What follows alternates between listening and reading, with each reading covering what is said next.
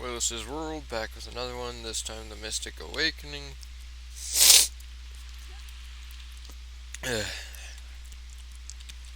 This one does have a lot more skills in its rotation than the Succession, but it feels smooth enough that I don't really care. To start it off, shift left, going into shift right, followed with 1, 2, 3, 4, 5, 6, then you restart rotation,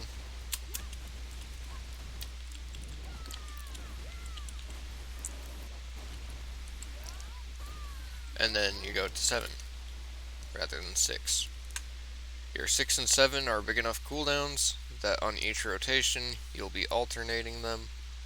What the skills for this maintain, you're going to be starting with Rapid Stream, which is going to be 12 hits on its basic attack damage, and its consecutive kick will do 8 hits, so it's a 20 hit skill that is resource gen, as well as evasion rate increase on use, and DP decrease on hitting the enemy with your base attack. And once that consecutive kick comes in, those 8 hits will each be applying the 20 decrease, so it is actually a 180 DP decrease maintain, so you'll be doing a lot more damage to them when that's up and running. And then you've also got a stun in there, a knockback in there, and a floating in there for all game modes.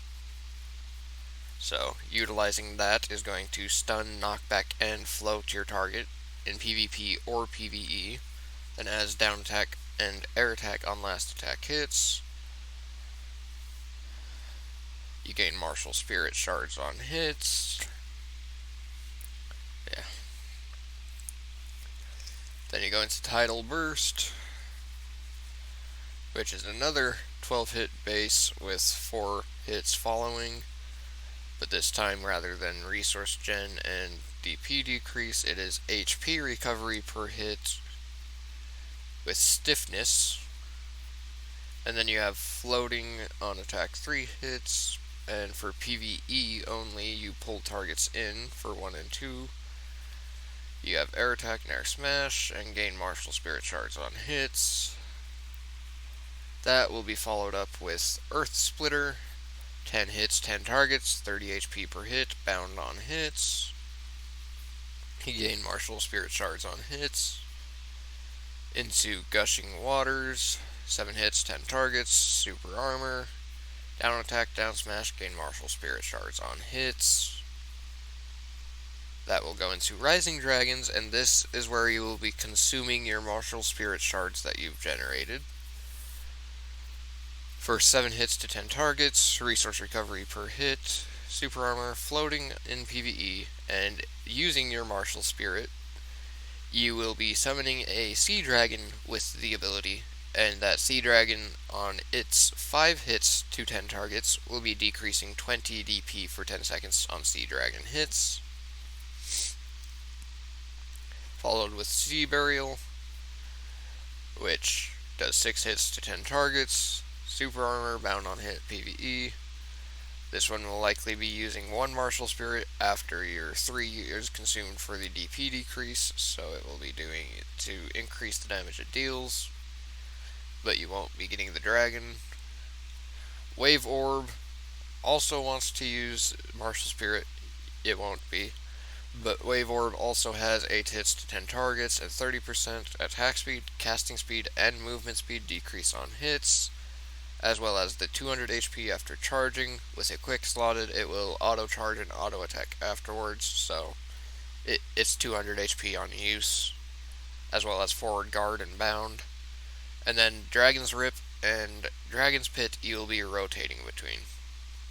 Dragon's Rip will be doing 11 hits to 10 targets, has super armor, spin targets in PvE, pulls in targets while charging, push the target away on wave attack hits, knockdown on explosive hits for PvE only. as well as down attack and down smash damage. And then Dragon's Pit will be 14 hits to 10 targets with 30% attack speed, casting speed, and movement speed decrease on hits. And yes, your Wave Orb, with that being the end of your rotation, when it cycles to that, you're going to be having double speed reductions on it. And after that point, you just refresh. Oh, come on, dailies. But what that would look like in combat, oops, activated it, oops. Shift left, shift right, 1, 2, 3, 4, 5, 6, shift left, shift right, 1, 2, 3, 4, 5, 7, shift left, shift right, 1, 2, 3, 4, 5, 6, and then on your next rotation, you would use Dragon's Pit instead of Dragon's Rip. You alternate those two as end of combos. Main rotation, shift left, shift right, 1, 2, 3, 4, 5. That is the Mystic Awakening and Willis's World out.